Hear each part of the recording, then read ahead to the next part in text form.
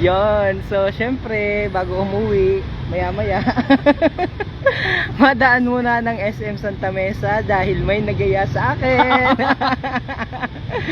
Si JC Lugatok is in the house. So yan, malilibre daw siya ng ng sine sa SM Santa Mesa. So pasensya po at galaog muna po ang amo.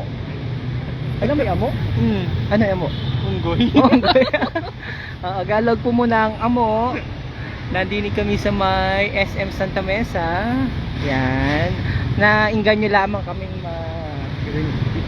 mag-vlog dahil sabi ni JC i-vlog mo. Yan. Pero talo yan ng taga Torrijos at yan ay mas mataas yung taga Torrijos. Oo. Pero kasing laki din ng mall, awan lang. Hindi ko pa Napupuntahan. Hello kabayan. So we are live dito sa may SM Santa Mesa.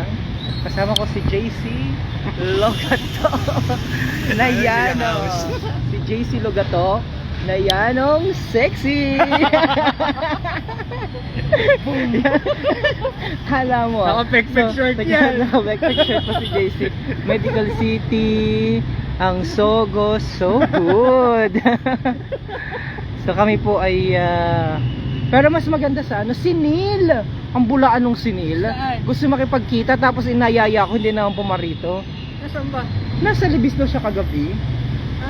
Oh, hi po sa ating mga kababayan. Naparinig kami sa saan ito pa? Saan na makain? Torch. Meron diyang kainan. And hi sa mga taga-Mugpog.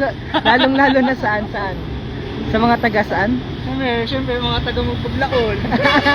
Sa mga taga-Laon. Ayan, Pasko na dito sa Maynila.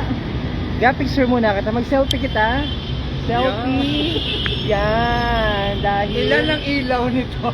bilangin natin ang ilaw nito.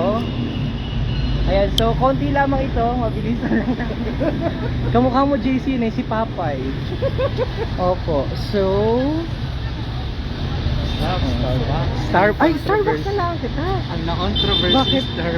Starbucks. Bakit? Ginagawang work from home. Oo. Guys, Starbucks na lamang kami ni JC.